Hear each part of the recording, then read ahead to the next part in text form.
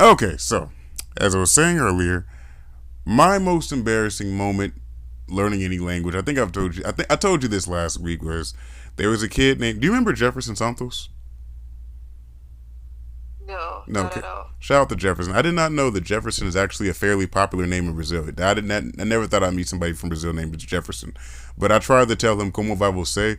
But I guess the way he said I said it, it sounded like I was saying I wanted to eat him. And for those who don't know who are listening to the podcast, como você, like I guess that means like you'll say that in Portuguese. Am I right to say you'll say that to say you want to have sexual intercourse with somebody? Como você or eu quero como Yeah, ella.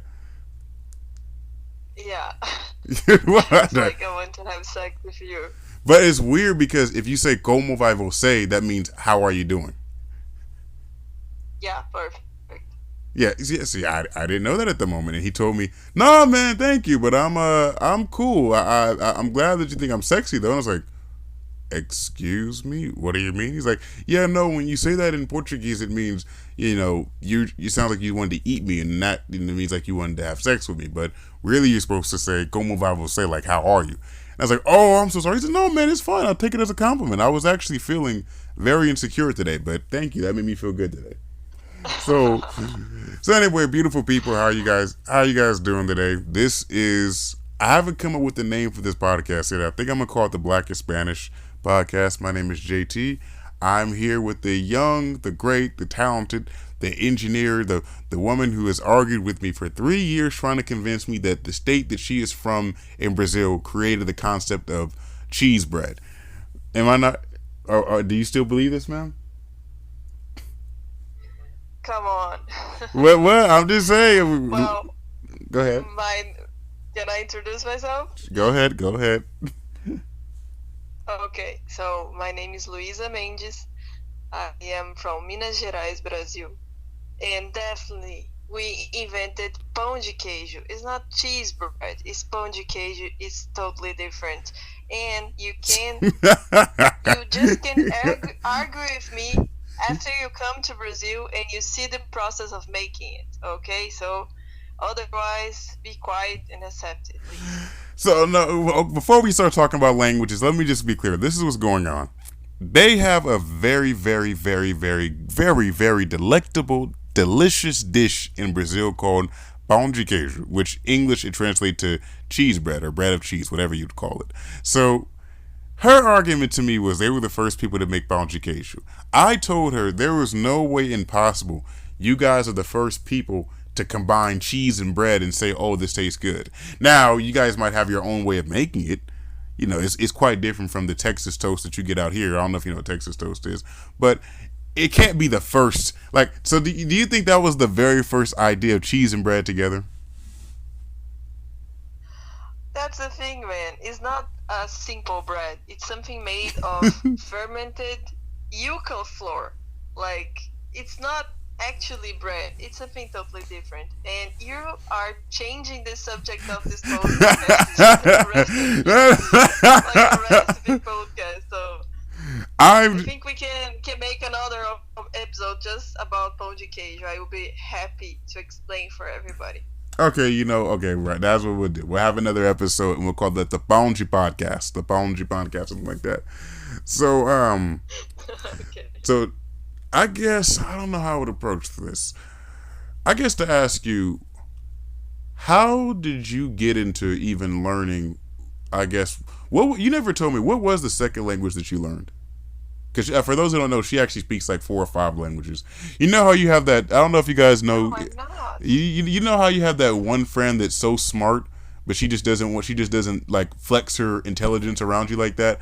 That's her. That's the nature of our relationship. But what was the first language that you actually like practice learning outside of the one that you naturally speak, which is Portuguese? Well, actually, it was English. I think it's weird for you guys to hear that, but for us, like English, English it's being word language since like I don't know, it's been decades now. And for us Brazilians, it's a good thing to learn English. I think for everybody in the world actually. So I remember as a kid, I'm the youngest of three siblings, three kids, and my while I was a kid, my siblings were like teenagers, and they're studying English in school, and they have like tapes, like Hmm. lesson tapes. Something it's so old. I think young people would not understand that, but so, You talking about the little cassette but they tapes, had, like the little yeah, tapes? yeah, the cassette tapes that had like lessons in English, like only in English. And I remember as a kid watching that as a cartoon, and I didn't understand shit, but well, I it was my first contact with English, and I think in school I always had English classes. I think like you guys have Spanish, like in a basic level, right? Ye- And I think I no, no, no, go ahead. okay, and well, I remember first actually studying English, like studying hard in last year of high school. I was studying a very, very, how can I say, it's a prestigious school here in Brazil. And I was studying there, and the English teacher, he was, oh my gosh, how can I explain that? We suffered, in his class because he introduced the concept of just speaking in English. And until then, I didn't have private English classes like most of my friends did. And it was me and my friend from Bahia. We both like suffering to learn English, and I started to study grammar, to read books. And I used to read a book with a dictionary on my side, because I Mm. had to check word by word in English. We didn't have a smartphone with Google at the time. Oh my gosh, I'm old. And yeah, Well, girl, trust. I'm right behind you. I'm right and in front of you, actually. uh, okay, and then I started to really learning it. I was like 16 at the time, and then when I got to college, I started studying engineering, and I felt like I felt behind, because most of my friends in the university, they already knew English, and they were studying like another language, and I was like, what? So I started to do like private English classes, and then when I was like 18, I started to really talk in English. Like it was a slow process, Mm. but yeah, uh, here I am. Now, do you remember? I don't think I even let you get out your most embarrassing moment in English. Did I? Did you even say it yet? That's the thing. I don't remember exactly what I said. That there wasn't a embarrassing moment, like I say that and that was totally wrong. But I remember the first time was like really, really helpless in English is when I got into the US. When I arrived in the US, I arrived at the Austin airport, and I was totally lost. It was my first time outside Brazil. I never had spoke English with someone from the US, from a native, I guess. And well, I got in the airport. I had to catch a flight to Arizona, to Phoenix, and I was totally lost on time because of time time change Oh zone. yeah, yeah. Yeah, and I didn't know what to do. I was like in the middle of the airport, and I found like how can I say, like those ladies that help in the Uh, airport. Like I think she was like a security or something like this. Was a old lady, and I found her. I tried to ask her what time was it and where I could find the gates to get my flight, and I couldn't say shit. And I was like, like I was dying. I couldn't breathe. did you And try to? Wait, luckily, she was like the sweetest lady ever, and she calmed him down, and she's like, "Oh, you can speak in Spanish." I'm like, not Spanish, not Spanish. I didn't know Spanish, so well, after like 5 minutes of me having like a panic attack, I could say something that she couldn't understand. She could understand, and then she helped me out. But that was it. That was, I think, the most horrible moment I had trying to speak English. And after that, everything else that I tried in English was easier. You know. Funny thing, actually, you made me think of this now. So, because natively you speak Portuguese, when you were here, I never asked you this. How many times did you talk to people, or like you might have been talking Portuguese around, like with one of our friends, like hey, I got somebody, and people thought you were speaking Spanish? Did that happen a lot to you, or no? Actually, no. Well, what happened a lot was like when we got a class like with Americans. Every class that I started, someone would appear and ask, "Oh, so you speak? You're from Brazil? You speak Spanish?" And I was like, "No." But but I don't remember any situation that someone came to me and say, "Oh, you're speaking Spanish." That didn't happen. the the opposite happened though. One time I started a class and I was like, I saw everybody in class and I was like, damn, there's no Brazilians here, it's just me. And then there was a guy, his name was like Rafael. I don't remember his last name, but it's Rafael something, and he looked very Brazilian, very Brazilian. And I was like, all right, I found a Brazilian here. And I went right to him, and he was talking to his friends in English, and I was like, "Oi, tudo bom?" You know, like Yeah. small talking Portuguese to say like, "Okay, we are buddies here because we're both Brazilian," something like this. And he was like, "No hablo portugués." And okay, so you're not Brazilian? He's like, "No, I'm Puerto Rican." I'm like, "Oh, sorry." Oh. Never talk to him again. I'm so ashamed. She for those who are listening, she never talked to Puerto Ricans again after that. Never. It's like they all No, no, not saying that. Not saying that. yeah, they all but yeah, I mean that's hilarious. Para português? No, no, no, no. We are so far. I think most people think Brazilians speak Spanish because I think the misconception is when you look at like if you're from a when you look at South America in general, most Latino countries speak Spanish. That's just naturally. But a lot of people don't know that when you go to Latin America, there's like 4 or 5 countries in Latin America that don't speak Spanish. Like Haitians, they speak French. If you go to what's those 2 countries that's right above Brazil? They're like really small, but they don't speak.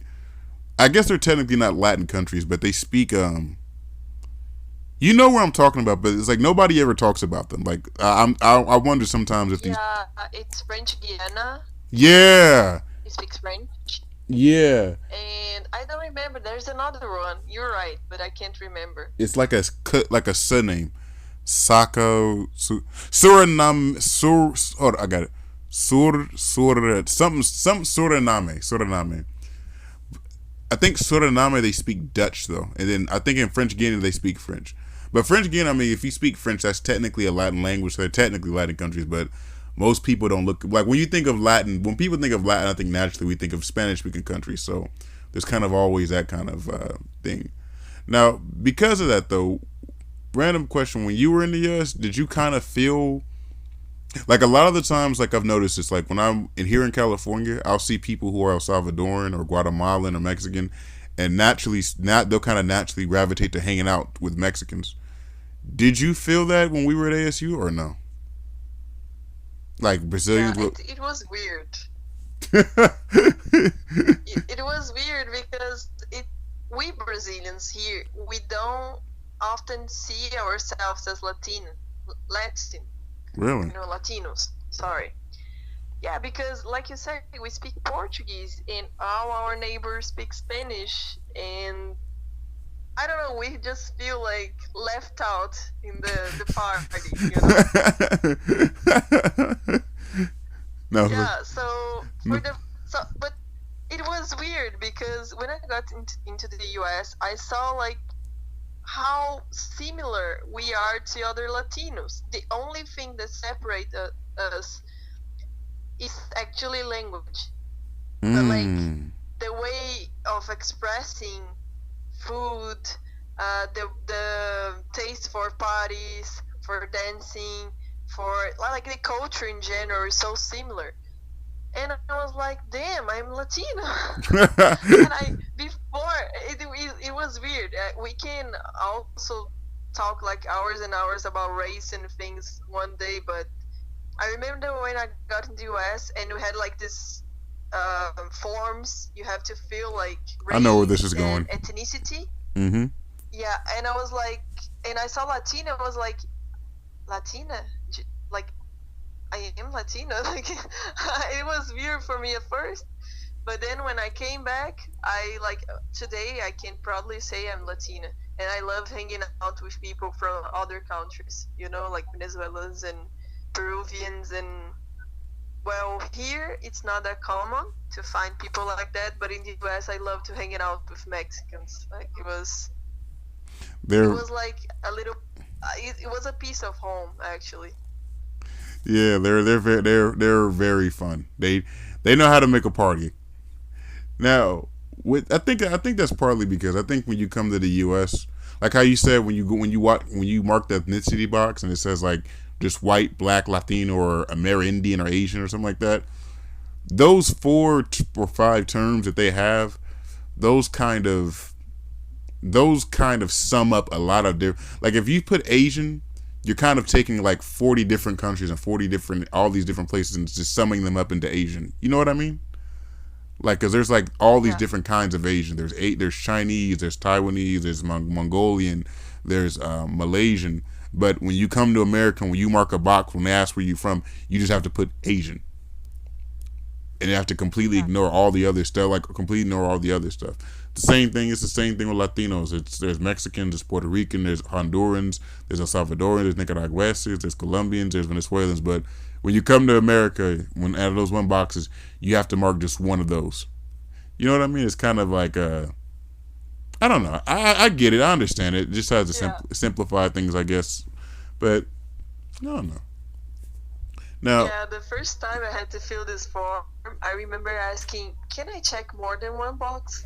you're like, Because and actually what I used to do, it's some in some forms you have like multiracial, you know, and I always check that box. I'm like, okay, I'm everything. I'm everything. No, you took your test. You didn't you take your ancestry test? Yeah, I did. Yeah, and what was it? You were like you sent me the results. I forgot. You were what we to everybody who's listening right now, she's from Brazil. We found out she's actually 67% Japanese. We found this out. It was crazy. No, I'm not 67% Japanese. I'm 2% Philippine. Okay, yeah. That's what I meant. I don't know how I confused 2% with 67%. That's crazy. But what what what I'm not that Japanese. Come on, don't look that Japanese. don't well okay, what was it? You were because you were it was that you were Italian, you were Uh, Philippine, African, Italian, Spanish, Portuguese, French, part Muslim, and Gypsy, I guess. I didn't To even summarize. I didn't even know Gypsy was I didn't even know Gypsy was a thing. I never understood, was Gypsy a race or was that a belief system? I don't know. That's interesting. It's a race. I remember I met one. And also a belief system, I guess. But it's more related to race than everything. After Like I think you can become Jew like in a religious way, but I never saw someone like I became gypsy, like you were born gypsy, something like that, you know. in America, we have things called born again Christians. So I've never met a born again gypsy. Like Yeah. that'll be a new one. After I was gonna ask you, after taking that test, like did you feel more I don't know. How did after reading those test results, how did they make you feel? It was like a relief. I always ask myself, what I am. Like in Brazil, it's so hard because you have a mix of so many races. So I had an idea what the result would be, but some things I got totally wrong. Like I totally thought I had native Brazilian blood, and I have none. And I never imagined I could have Philippine blood, but I That had. was wild. So it was like discovering some things about my family that I never imagined, you know?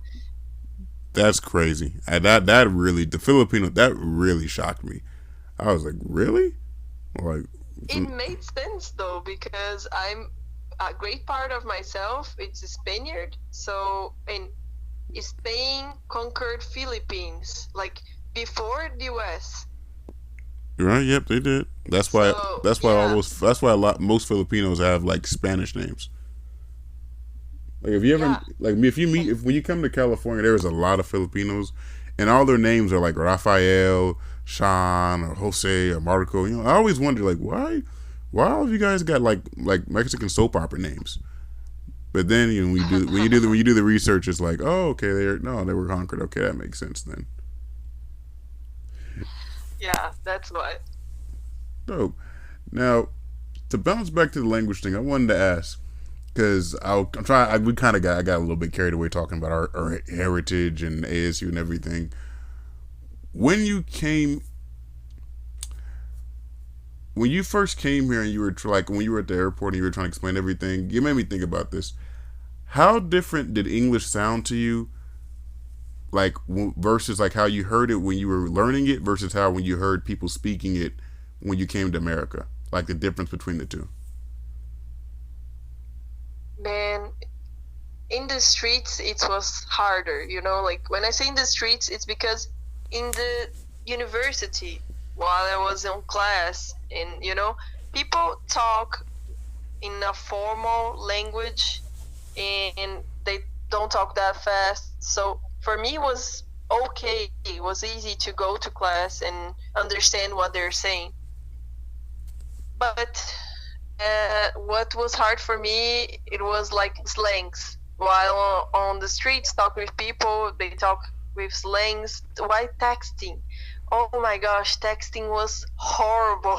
Really? I remember, yeah, I my roommate, she was Brazilian too, and she started to, hanging out with an American guy, and he used to text her, like calling her to go to parties or to go to have dinner and stuff. And he used to abbreviate the words. And like we used to abbreviations in Portuguese. We have no idea how you guys abbreviate in English. So like I remember one time he sent her a text like, "Oh, party tonight. Call your peeps." And you're like, "Peeps? What the hell is that?" And you're looking at Google like, and then we found like Urban Dictionary. And Oh my god! for like,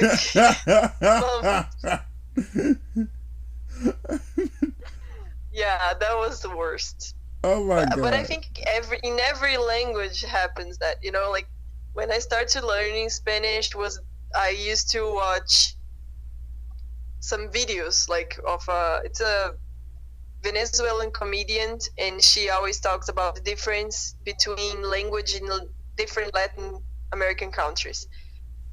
And I remember she saying like there's a that's a dope video talking like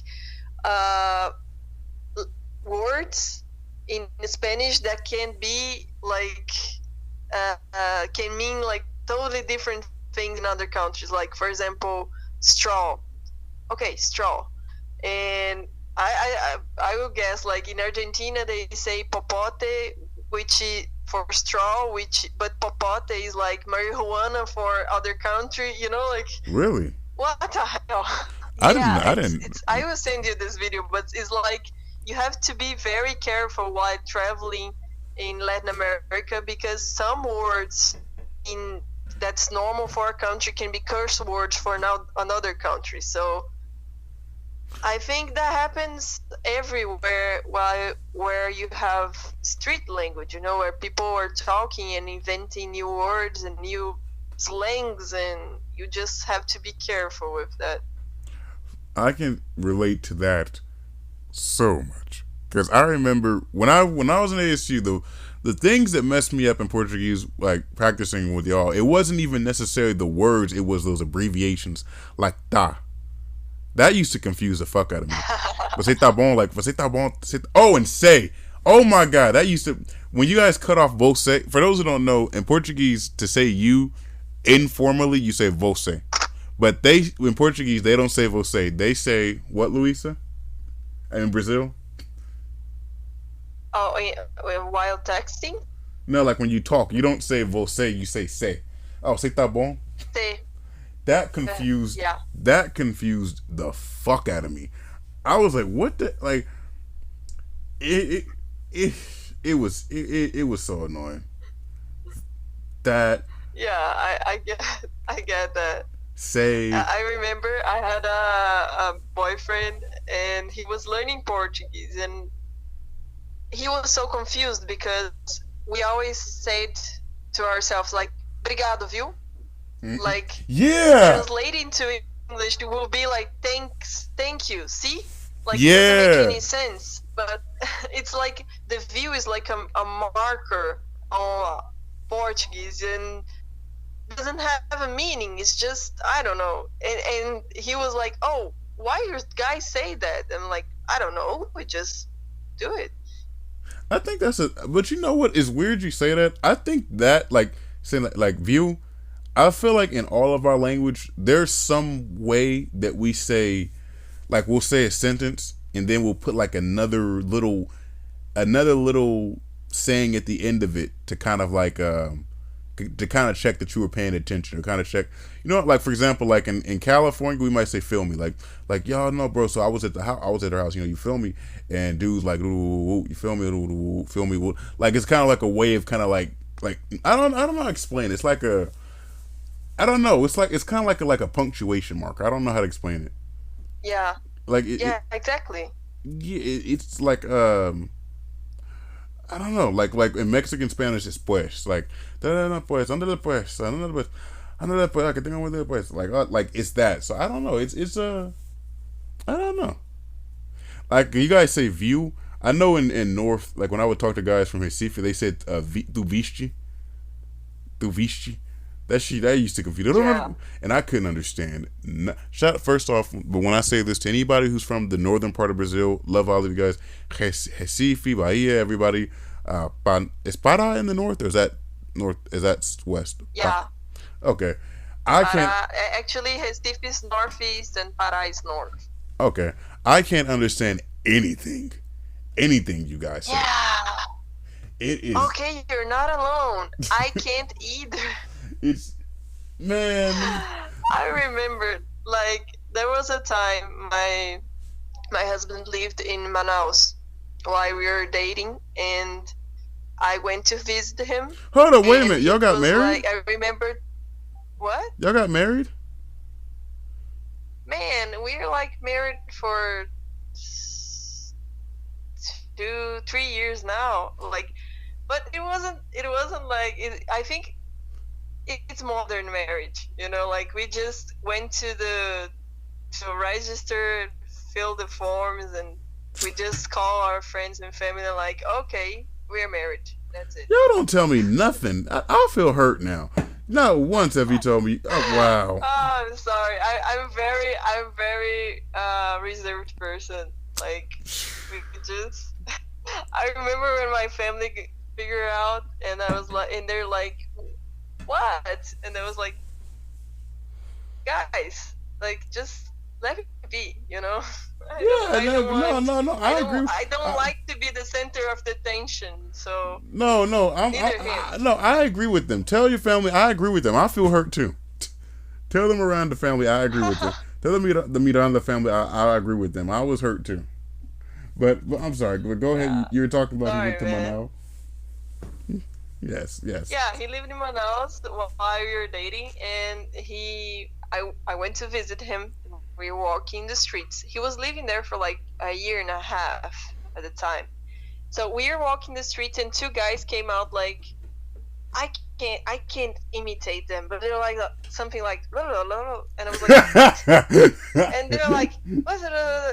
And I was like, what? And and so Ulysses said, okay, it's 4 p.m. now, and they're like, thanks. And I was like, what? They were asking about the time? How did you figure out that they're asking about the time? I can't understand what they say. I remember my friend. Do you remember Junior? Junior? My friend from Pará. Para Junior. Oh yeah. I mean, yeah. Yeah, I remember we had a very diverse group. Like, it's me from Minas, and there was Marcos from Tocantins, and Japa from São Paulo, and Lucas from Goiás, and Lívia from Recife. Like, a lot of parts of Brazil in the same group. And there was Junior from Pará, which is north. And sometimes we had like miscommunication problems because of slangs and things, but overall everybody could understand everybody except Junior. Like, he used to, at first he started talking and everybody like stopped, looking to each other like, okay, do you understand? Do you understand? No. Junior, repeat please. So he would repeat like 3 times, 4 times, and after like 3 times he used to say, Junior, stop, breathe, and try to use terms in Portuguese, like general terms in Portuguese that everybody knows, you know?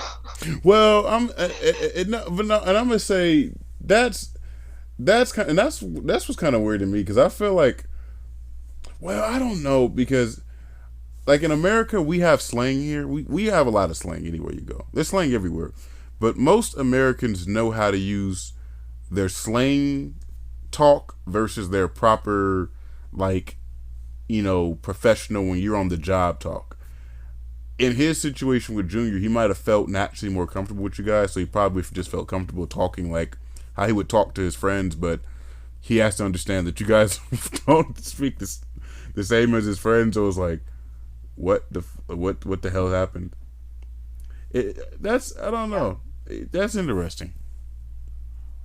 I mean, you did better than me, because I couldn't understand. I gave up trying to talk to people from the north. I gave up. The only one I remember, there was one guy from Bahia. I would try to talk to him because he would speak slow. But besides that, I gave up on him in general. It was not fun. Not fun at all. No. Why that was not fun? Because it's not. Whenever when you talk to people and you're trying to learn a language, for me it's fun, but at the same time I have to feel like I'm getting somewhere with it. When I would talk to people from the north, I just would feel like I was just lost. And I remember when I first started Portuguese, I had a lot of times like that where I just would just feel lost. But then I got to a point where I feel like I was making progress and could have conversations with people.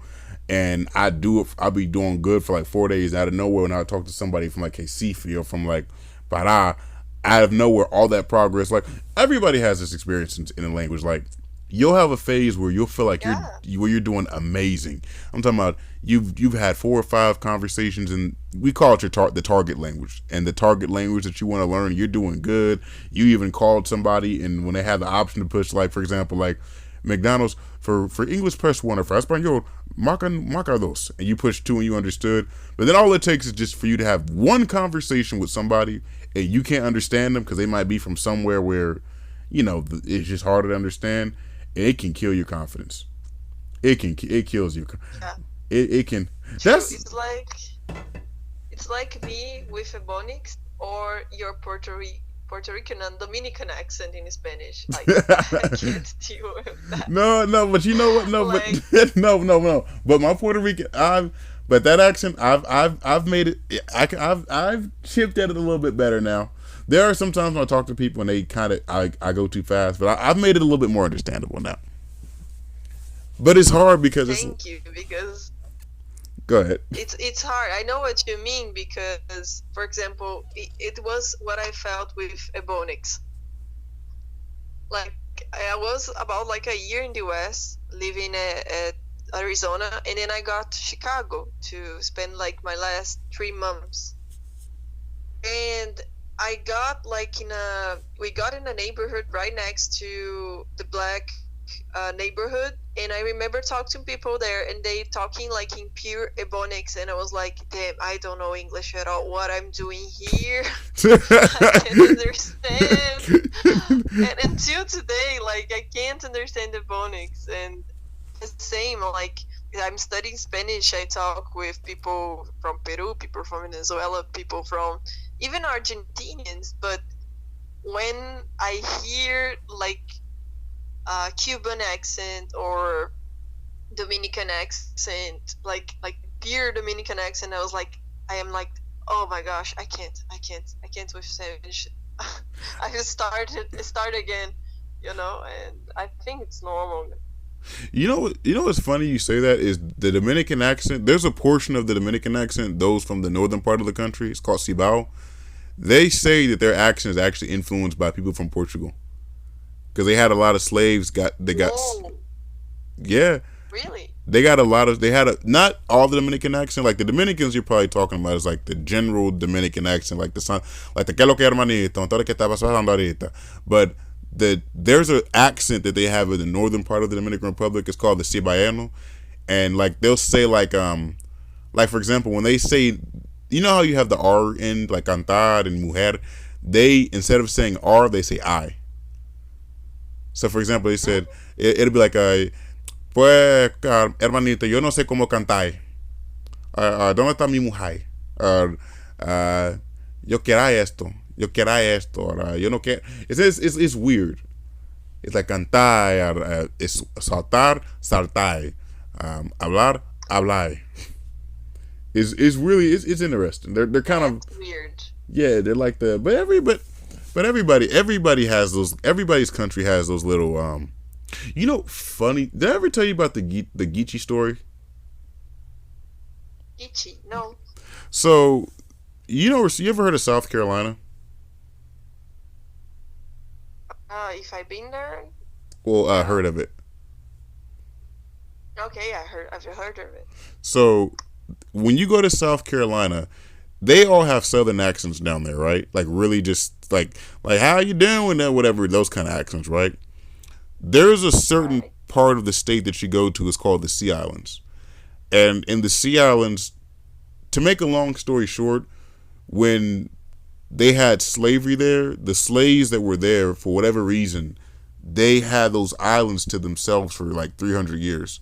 There wasn't really white people on the islands with them. So because of that, even after slavery, even now, people from those islands, they have a really, really like African accent.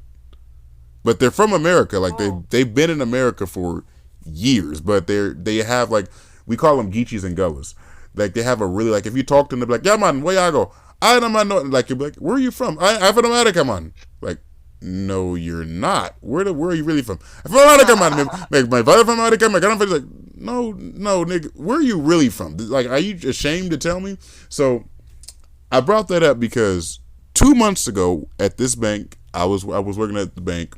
This guy came in and he started talking to me. I heard the accent, so I already knew where he was from. So I asked him, "Oh, you from?" I just asked him out of nowhere. "You from South Carolina?" He said, "Yeah, man." I said, "Oh, you're a 𝐀𝐩𝐸𝐸." He said, "Actually, I don't like. I don't call me that. So I don't like being called that." I was like, "I'm so sorry." He's like, "No, man, that's just very offensive to me. My people don't call me." I was like, "I'm so sorry. I didn't mean any offense." So when he left, my manager asked me, he's like, "JT, what the fuck did you call him?" I was like, I don't. I said, "Bro, I called him what we've called him my whole life. I didn't know that was offensive. I didn't know." You know what I mean? Like, but when I was a kid, that's what they taught us to call them. I didn't know what else. You know what I mean? Like, I didn't know what else to call them. Like, yeah. Oh, I think that's incredible about language. It's something so cultural uh, that it defines you.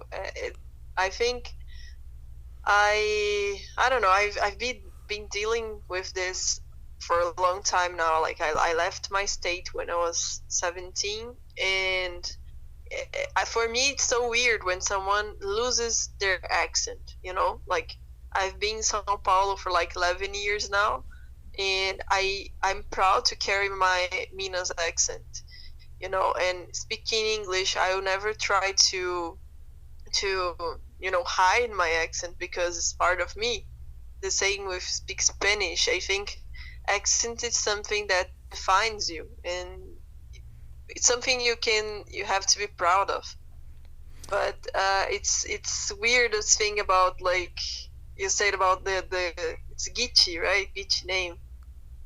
I Well, don't know. Maybe some names they're becoming offensive for some reasons that maybe you don't understand. But I yeah, no, I gave up trying to understand. It's not like you only if you only see them if you live in South Carolina. It's not like you're going to see them every day. Like hell, you had never even heard of them. So most people don't know who they are unless you're black and you live in the southern part. Like if you live in the South, you probably heard of them. But yeah, but God bless his heart. When it comes to accents, I mean, this actually brings up a good question, because a lot of people wonder that. Because a lot of people who are going to listen to the podcast when I post in the group, or who are listening now, I guess, they are trying to learn languages. Was like your act like, because when you speak, you do have an accent in English. Does that bother you, or or even in Spanish, does that bother you, or do you kind of like, no, I'm just, you have an accent, but I understand clearly what you're telling me. Like, it's not like when I talk to like a guy from, I don't want to say this guy because I think he might listen to this podcast and he might get mad at me. But there's a guy, I don't want to say his name, and it is so, every time he tells me something, I'm like, I want to just like, he don't understand. I'll be telling him, bro, just talk to me in Spanish. I speak Spanish. I understand you so much better in Spanish. I understand you want to practice, but this is just a headache, bro. Like, please stop this. But but for you, how do you feel like when you're like, I don't know. I feel like I didn't phrase that question correctly. Like, yeah. I think like I said, the accent is a part of you. Like once I heard that when you speak a foreign language before 10 years old, you don't develop a accent. For example, if I learned English for like, if I started to learn English, really speaking, when I was 5, for example, I will perfectly change my accent to, like, from English to Portuguese without having any, like any trace of Portuguese in my English or English in my Portuguese, something like that. I think. Oh, go ahead.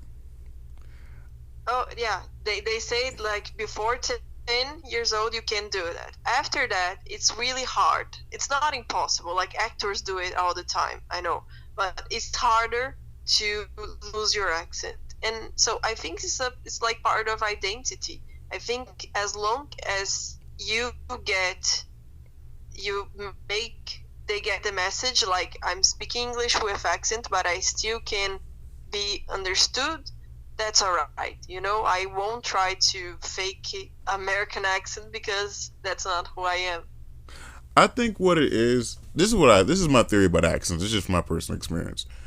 I think anybody can change their accents, but I will say from my experience, when you're learning an accent in a different language, a lot of the time, you can probably do a good accent in that language, just not the accent that you're trying to learn. You know what I mean? Like I'll give you a good example. I've been speaking English my whole life. I don't know if you knew that or not. I don't know if you know, I've been speaking English for a long time, but I cannot do a British accent to save my life. I can try. I can be like, "Would you like a cup of tea?" But it doesn't sound real. Like it just sounds like a guy making fun of British people. Now, with that being said, I've always been able to do a good Jamaican accent or a good African accent. I don't know how. Like I just can get like, the man don't know where he got in there. I am going to talk to you about how to use the accent to accomplish your goals today. But why are you taking the time to listen? Like I can and I don't know I don't know how I can do that. That just comes with it. Like even when I do the Spanish accents, at first how I started doing the Dominican accent was because I was trying to do the Mexican accent first. Because like I said, I live in California, so it helped to speak Mexican Spanish because that's who I deal with most of the time at work. but it just would never sound right. It just always sounded racist. Like my Mexican accent sounded really racist. Like it just sounded like, ay señor, ¿cómo estás tú? Estoy intentando platicar con usted. Sí, sí, si tú puedes ayudarme con todo, entiende, love. And like I just found it sounded like I was making fun of people. I never felt comfortable with that. And so Yeah. how That's the thing. That's the thing about trying to talk in other accent. I think you sometimes you can exaggerate and people will think you're making fun of them. exactly, So exactly. yeah, that's hard. I do the same thing in Portuguese sometimes because, like, in my brain, and that's the thing. A lot of the times, how you hear a language isn't how the language sounds. Like in my mind, when I think of Portuguese, I think of it sounds like então fala com você. Like that's how I think of in Portuguese. Like I think of like those long, like a girl. When I think of Portuguese, I think of a girl about to tell me a long ass story that happened at work. That's what I think of when I hear that. With Mexican Spanish, I just feel like somebody just making an order to me. But I don't know. So I bring that up because I think you kind of have to play with. I think when you get into working accents, the thing about accents is it's more of you understanding how to work the muscles in your mouth. You know what I mean? Like it kind of like if I speak Spanish to you right now, I know how to, like, for example, if I'm talking to you right now, I can say hola, cómo estás tú?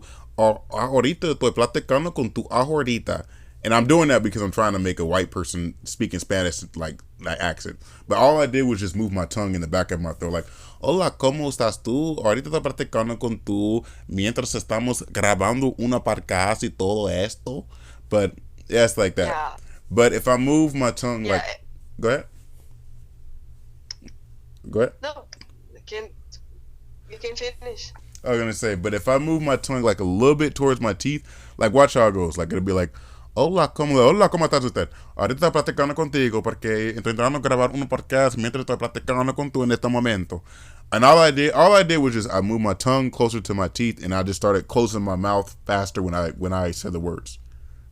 If it makes sense, like it's Yeah. like Yeah. it's the science of your mouth. Like it's Yeah, that's true. And I think that's this is an advantage that we Brazilians have, because here in Brazil, in Portuguese in general, we have so many sounds that we are used to use our mouth muscles in a lot of ways, like to say nasal, to make nasal sounds, like no, or yeah. And so for us it's easier to try to repeat things in English, like the sounds. Yeah. And even in Spanish, it's easier for us to reproduce. But for people that learn Spanish, that speak Spanish, naturally, it's harder to make like the accent in Portuguese. It's almost, I see a lot of people that speak from Latin America that speak like perfect Portuguese, but they're always a strong accent because it's harder for them to reproduce the sounds in Portuguese. But for us in Portuguese, we already have that sounds, well, what I mean? So it's easier. But the catch is, it might be a perception of the accents, because I can tell you, I think with Portuguese, if you speak Portuguese natively and then you learn Spanish, the accent is hard to get rid of because it makes it now like it's. I think the accent affects either language in a different way. Like for example, like if you natively speak Portuguese and then you learn Spanish, you'll tend to say things like how can I say it? Like the vowel, it's kind of hard to explain it. Like a lot of the times when you speak Spanish, it's hard to explain it. They keep the sounds separate. What am I trying to say? They keep the sounds separate, like in Portuguese versus in Portuguese. Like for example, like how you say G, like eu tô falando de você, or eu sinto falta de você, but it's de in Spanish. Like de, and it's de in Spanish, but it's G in Portuguese. Yeah, but the thing is, we have both sounds in Portuguese, G and G. you know. Right. So yeah, but I don't know. I will work on that. But I think some words in, like, for example, in Spanish, you don't have the no. You don't. You You don't. know, You don't. you don't. You don't, and I can tell you how I know for sure you don't, because when I first started really trying to get into Spanish, I did that with a lot of the things I said in Spanish, and my friend was like, he's like when I first started speaking Spanish, everybody used to always ask me. I never failed. They'd ask me, "Are you from Brazil? Or are you from Africa or something?" And I was like, "No, why?" I was like, "Because you speak Portuguese, you speak Spanish like you speak Portuguese." Like, really? Like, I didn't catch. It's like Portuñol.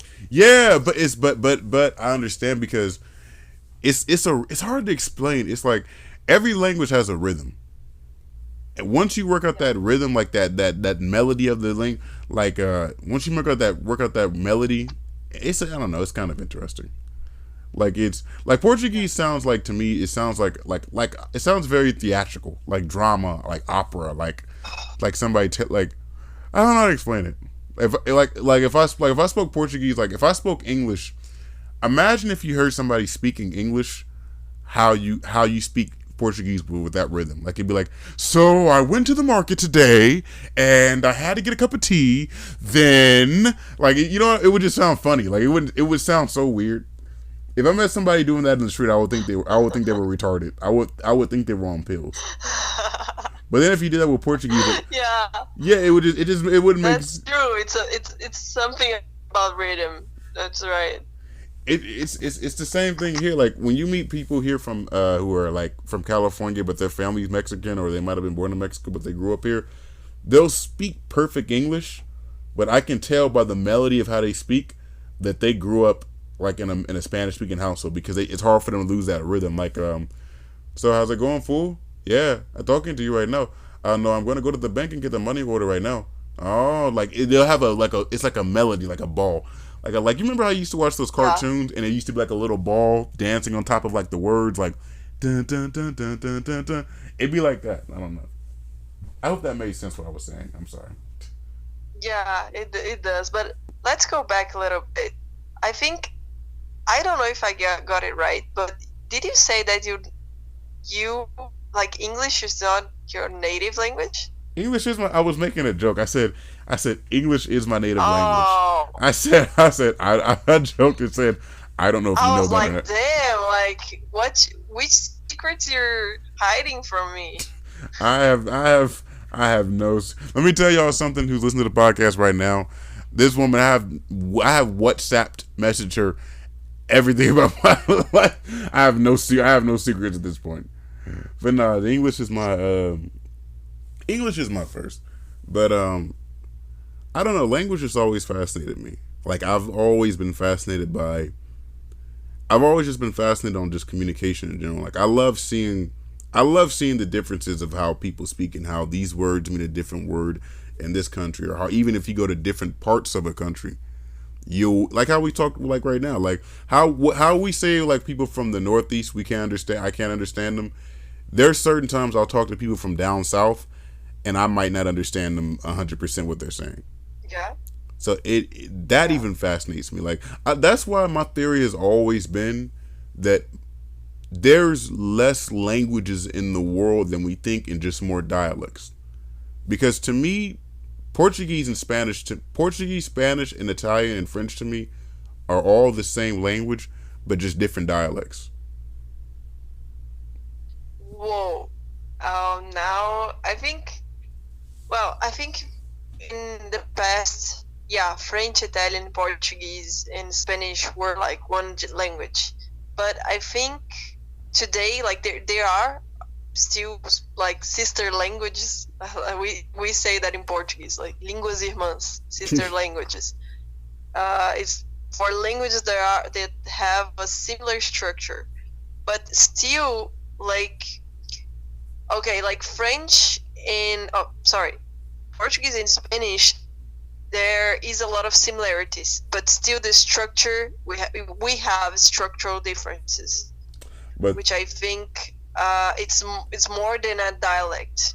You know, like a dialect, you have like some differences, Well, the but like in pronunciation, in some words, in things. But Spanish and Portuguese, they have different grammar structures. And Italian and French, they're very close, like the verbs, mangiare, and now I forgot in French, but it's very similar, the verbs, but still also they have some difference in structures. Well, I'm not a specialist in Italian, but I know some French, so I after Spanish I want to study French. Like I started already, but like very very basic level. And for me, it's like the most difficult language ever really to learn, really, because like the pronunciation, it's very very hard, for and French, you also mean? like the structure. What? For French, you mean? You said For sorry? for French, you mean that's the hardest one? Yeah, because like there's a sound in French that we don't have in Portuguese, which is like the like when I don't know if it sounds beautiful on the mic, but it's a sound that you make the like it's in your throat. It sounds For disgusting. us, it's so it's not disgusting, but I think it's beautiful. Like French is a beautiful language, but it's hard for me to pronunciate that, and also like the structure is very very different from Portuguese.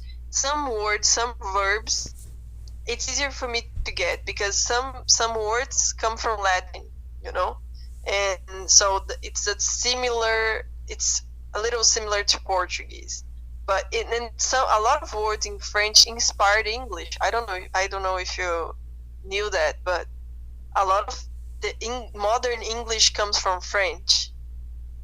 So for me, that I already know two Latin languages, Spanish and Portuguese, and in English, some words in French I can get just looking at it. It's easier, but to think in French and to pronunciate French, then I think I will get I'll have to study for at least 2 or 3 years to get that language right.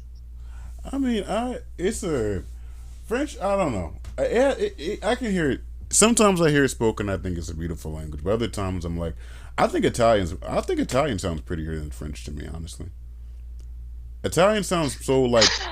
It sounds so like. It sounds so bossy to me.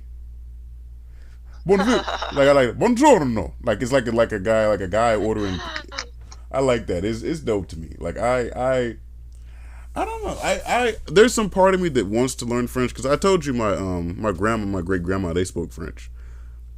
There's part of me Yeah. that wants to learn because of that, but then I'm like I don't know. When's the next time I'm really gonna go to France or even like where they're from? Because where they're from, they really don't speak French like that anymore, and it's already getting torn apart by a hurricane right now. My condolences to Louisiana, by the way. Shout out to everybody out there in Louisiana. I know it's a lot of people suffering from Hurricane Ida. There are some programs they're receiving donations for the people out there. I'll put them in the link of the podcast. But I don't know. As far as when it comes, I don't know. I don't know. So I was gonna ask. So I was gonna ask. At what point? And this will be my last question because we actually might have to cut the podcast short because I have to make a very very very big errand in a minute. But my last question I ask for you, maybe we can do a part 2 about this because I thought this would be a 1 hour podcast, but then I realized this is going to have to be a 3 hour one. So this will be we'll call this the Chronicles of Luisa Part 1. So at, All right. at what point do you think a language goes from being like a dialect versus being a totally different language totally? I think when you have to change the way you think in that language. For example, I can say that maybe the accent from North Brazil is the dialect because you have a lot of slangs, you have a lot of different words, you have a lot of things that is totally different from the language I speak in Minas, So I'm not a linguist, but still, like I can after I understand the words that they speak in north of Brazil, for example, I can relate with them because it's the same language structure that we use. It's just different words, different slangs, different little structures that they change, but overall, the way you think is the same. But when you have to totally change your mind, change your way of thinking, like to speak that language, that's a different language. For example, in English, like you guys says the adjectives before the subject, for example, like, oh, beautiful girl. You'll never say that in Portuguese. Like, this is a little characteristic, but overall, like, I have to almost, when I learn English, I almost had to invert my strategy, like invert my way of speaking to speaking English. It was, at first, was like painful for me to speak this way. And in Spanish, it's not that painful, but still is like I have to change. I have to change my way of thought. So, and that, I think, makes a language. And I think that's why I love learning languages, because it's like you can see the world from different eyes through language. And I think it also makes you a better person. It's like it's almost a way to exercise empathy. Right. Interesting. Well, that will be part 1 of the Luisa Chronicles. We would have to come. Would you want to come back on the podcast? We'll see what people like. We might end up having to. There's supposed to be a guest interview, but you might end up being the co-host now. Oh no! Oh, what? I'm sorry. I like. It's my first podcast. I do like it, but I still like. I don't know. I think I'm too shy for this. Oh my God, girl. Well, beautiful people who are listening to the podcast, thank you for being a part of the listening experience. This is Luisa, aka the Great, aka the five-lingual, aka the woman. I have to bring you back on an episode just so we can prove, how wrong you are about your theory about 𝐂𝐻𝐻𝐿. But that shall be soon. With that being said, this is I don't know what should I call this podcast, but talking to everybody. Hope you guys are here for the next episode. Thank you.